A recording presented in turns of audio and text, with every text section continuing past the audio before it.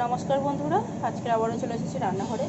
আজকে আবারও নিয়ে এসেছি একটা ভালো জিনিস, সেটা হচ্ছে খাসির মেটে, খাসির মাংসর মেটে। এখানে 300 গ্রাম মেটে আছে, আর আমি এখানে ভালো করে বড় বড় পিস করে কেটে নিয়েছি।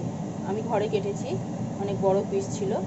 ভালো করে ধুয়ে পরিষ্কার করে আমি কিন্তু উপরে এই যে পর্দাটা থাকে এটা কিন্তু ছাড়াইনি। তার কারণ হচ্ছে আজকে আমি এটাকে প্রেসার কুকারে রান্না করব, আবার কড়াইতে কিন্তু ফোড়ন দেব, আর খুব ছটপট রান্না করব। সময় বাঁচবে আর গ্যাসও বাঁচবে। এখন গ্যাসের চার্জ আকাল চলছে, তো এখানে নিয়েছি মশলা, যেগুলো আমি প্রেসার কুকারে সব একসাথে দেবো মাখিয়ে। এখানে নিয়েছি 2টো বড় সাইজের টমেটো, একটা বড় সাইজের পেঁয়াজ, বড় সাইজ বলতে অনেকটাই বড় ছিল, 2টো বড় মাঝারি সাইজের পেঁয়াজের সমান। আর এখানে নিয়েছি পছন্দ মতো আলু, মানে 3টে আলু নিয়েছি 6 টুকরো করে, ছোটো ছোটো পিস করে। আর এখানে নিয়েছি গুঁড়ো মশলা, এটা হচ্ছে গরম মশলা, এটা আমার ঘরে তৈরি। এটা হচ্ছে হলুদ, জিরে, ধনে, লঙ্কার গুঁড়ো আর নুন। আমি এখানে লঙ্কাটা একটু কম ব্যবহার করব, কারণ এই তরকারিটা আমার ছেলেও খাবে। আর এখানে নিয়েছি ফোড়ন, এটা কিন্তু আমি পরে কড়াইতে ফোড়ন দেবো। এখানে নিয়েছি গোটা গরম মশলা, 3-4 কোয়া রসুন একটু থেতো করে নিয়েছি হালকা চেপে। আর এখানে নিয়েছি একটা মাঝারি সাইজের পেঁয়াজ এইভাবে কুচি করে, আর তেজপাতা আর শুকনো লঙ্কা। এখানে আমি প্রেসার কুকারটা নিয়ে নিয়েছি, এখানে কিন্তু প্রেসার কুকারে সব দিয়ে দেবো। এখানে প্রথমে তো আমি মেটেটা দিয়ে দিলাম,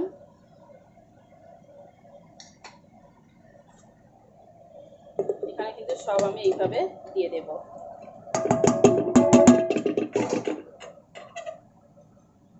এতে কিন্তু রান্নাটা কিন্তু দারুণ একটা টেস্ট আসবে। কিন্তু কেউ চাইলে এইভাবে সব মশলা একসাথে মাখিয়ে, আর যে ফোড়নটা আমি নিয়েছি ওটা ফোড়ন দিয়ে রান্নাটাও কিন্তু কড়াইতেও খুব সহজভাবে হবে। আর এখানে নিয়েছি এই যে 1 চামচ পুরো ভরে ভরে আদা, রসুন, কাঁচা লঙ্কার পেস্ট, সাথে দিয়ে দিচ্ছি একটু সর্ষের তেল। এবার আমি এটাকে খুন্তি দিয়ে বেশ ভালো করে একটু প্রেসার কুকারের ভিতরেই নাড়িয়ে নেব, নাড়াচাড়া করে দেব। তারপরে 1 গ্লাস জল দিয়ে এটাকে 2টো সিটি দেব, খুব বেশি না। আরও যদি মনে হয় একটাও সিটি দিতে পারে, আমি 2টো সিটি দেবো।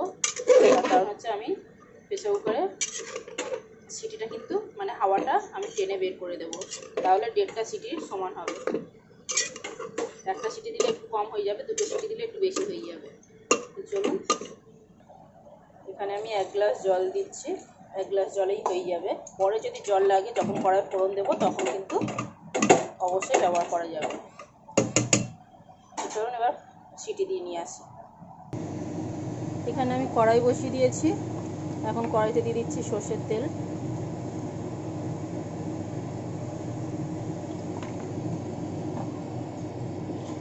আর সর্ষের তেলে এখন দিয়ে দিচ্ছি ফোড়ন।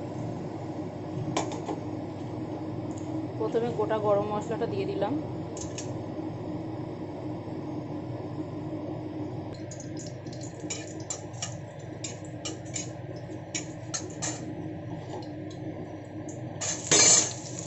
গোটা গরম মশলাটাকে বেশ ভালো করে ভেজে নিয়েছি, বেশ সুন্দর গন্ধ বেরিয়ে যাওয়া পর্যন্ত।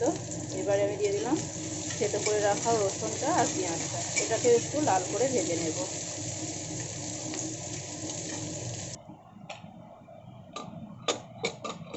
এখানে আমি এবার প্রেসার কুকারটা খুলছি, এখানে আমি 2টো সিটি দিয়েছি। এখন দেখুন কত সুন্দর লাগছে।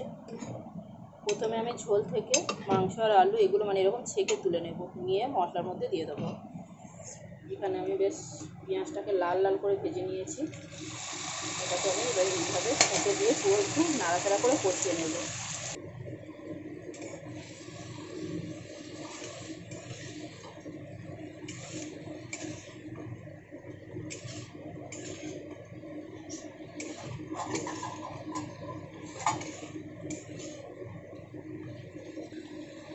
এখানে আমি বেশ কিছুক্ষণ নাড়াচাড়া করে ভালো করে কষিয়ে নিয়েছি। এখানে দেখতেই পাচ্ছেন কত সুন্দর হয়েছে, সব ভালোভাবে সেদ্ধ হয়ে গেছে।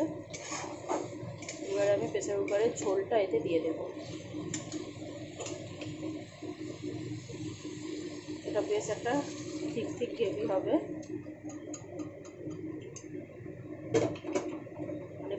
ইয়ে হবে না। আমি আরও 2 মিনিট এবারে ফুটিয়ে নেব। নামাবার আগে একটু চিনি আর ধনেপাতা দিয়ে নামাবো।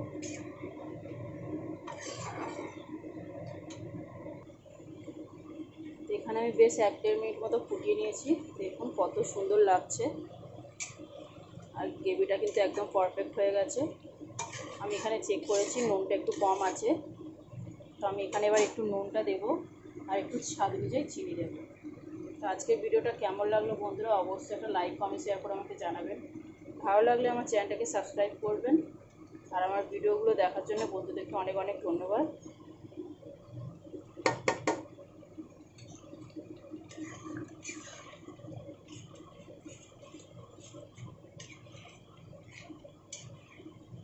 তো টাটা বন্ধুরা।